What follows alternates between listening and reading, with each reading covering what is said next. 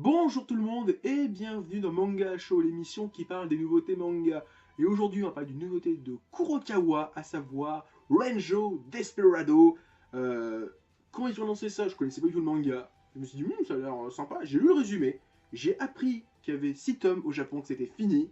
Donc c'est un manga en 6 tomes. Donc il y a encore 5 qui arrivent et après c'est fini, c'est clos. Fin de l'histoire. Et que ce soit au niveau de la durée, parce que 6 tomes, je me dis, bon, je peux me lancer dans une série de 6 tomes. Là où une série qui n'est pas encore finie au Japon et qui va peut-être faire 150 tomes, bon, je le fais des fois, mais faut se calmer des fois aussi. Là, je me dis 6 tomes, bon, je peux le faire. Et en plus, bon, bah, au niveau de l'univers, je me suis dit, ouh, ça me touche. J'aime. Donc, on va parler de Renjo Desperado, mais avant ça, résumé.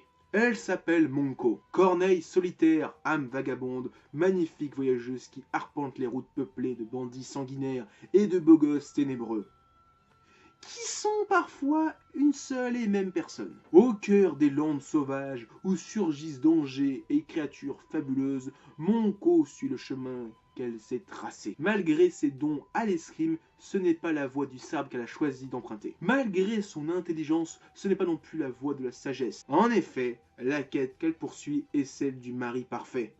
Sa voie, c'est celle de l'amour. Donc, on suit le personnage de Monko dans un univers post-apocalyptique, déserto-cowboyesque, donc le genre d'univers que j'aime beaucoup, un univers à la Hokuto no Ken ou à la Trigun.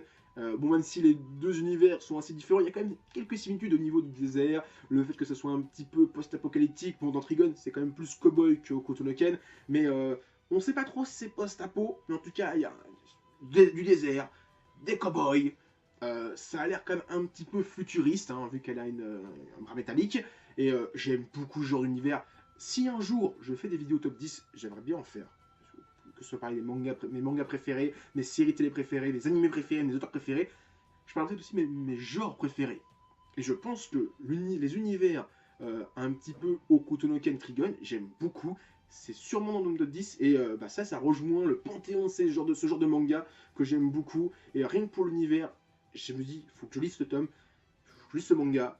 Et j'ai kiffé. En plus, le personnage de Monko, je l'aime beaucoup. Bon, déjà parce qu'elle a des formes généreuses et que bon, ça aguiche un petit peu. Voilà, on voit son gros décolleté sur la couverture, ça attire l'œil, tu dis bon, je vais acheter ça. Mais à côté de ça, le personnage en elle-même est quand même assez fun. Dans chaque chapitre, elle rencontre un beau gosse, il tombe amoureux et à chaque fois il y a un bonus genre oh il est malade, oh bonus malade, ça veut dire que c'est bien. Il y a un genre c'est un mec qui le sauve, oh putain c'est un mec noble, bonus. Genre c'est un mec, oh c'est un bonus. Genre à chaque fois il y a des bonus à dire, faut injecter. Mais à chaque fois, il y a un truc qui fait qu'il peut pas sortir avec lui. Et à chaque fois c'est un petit truc. Et à chaque fois je me dis, j'attends ce petit truc en fait. Dans le premier chapitre je dis oh déjà. Et après, à la fin du chapitre, je dis, ah d'accord, au chapitre 2, pareil. Et après, à chaque chapitre, je me dis, est-ce qu'il est, est-ce que ça, est-ce que si. Genre, par exemple, dans le chapitre 4-5, c'est une histoire un peu plus longue, je me suis dit, est-ce qu'il serait pas PD? D'accord, tu vois un jeune éphèbe dans un boys band, tu dis, est-ce qu'il serait pas gay? Ça serait énorme. Non, bon, il n'y a pas de finalité sur celui-là, donc c'est un peu dommage. Mais à chaque fois, ça m'a fait marrer de voir ce plot twist, enfin, pas vraiment un plot twist, mais une répétition, un comique de répétition qui est fait à chaque chapitre. Mais même si c'est bon, c'est tout le temps, il y a toujours une. Ça retombe, ça me fait marrer. Et franchement, j'aime beaucoup. Pareil, au niveau du personnage, c'est une sorte de personnage un petit peu à l'écart du temps, parce que bon, avec un sabre japonais, un katana, et tout le monde dit, oh, mais c'est des armes dépassées, maintenant on a tous des armes à feu. Je veux en savoir un peu plus sur ce personnage-là, surtout qu'elle se bat avec une méca greffe, au bras droit, au bras gauche, je sais plus.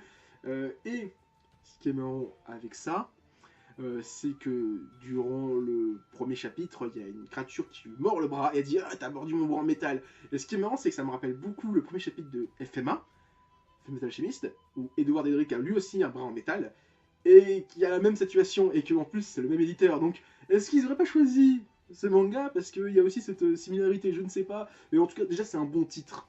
Donc je vais lire ça, j'ai lu ça. Je vous invite à le lire parce que c'est vraiment bien. Alors oui, il y a du boobs, il y a de la fesse, il y a de la hanche, il y a du nombril.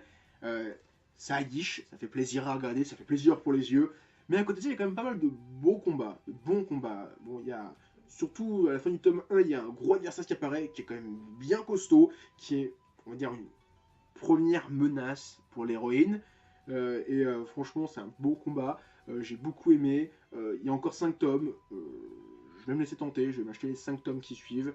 et j'aime beaucoup. Donc si vous hésitiez, il y a 6 tomes au Japon, la série est finie. Au pire, attendez les 6 tomes qui sont sortis, et prenez-les. Attendez, peut-être que je vous dise si c'est bien, peut-être que dans 3 tomes ça va être de la merde. De toute façon, dans un an c'est fini. Si dans un an je suis encore sur YouTube, j'espère que je le serai encore, je vous dirai si j'ai aimé ou pas. En tout cas, gardez ce titre dans le coin de votre tête parce que c'est bien. Donc voilà, c'est tout ce que j'ai à dire sur Renjo Desperado. Donc un bon manga post-apocalyptique, futuriste, désertico-cowboyesque, comme je les aime bien. Je vous invite à le lire, c'est un très bon titre. Donc moi, c'est tout ce que j'avais à dire sur ce manga. Donc on va se quitter, mais avant ça, mettez des pouces bleus, laissez des commentaires, partagez la vidéo sur les réseaux sociaux. Il y a mon Facebook, mon Twitter et mon Discord dans la description. Et moi, je vous dis à plus, continuez à lire des mangas et à regarder des animas. Allez, ciao tout le monde.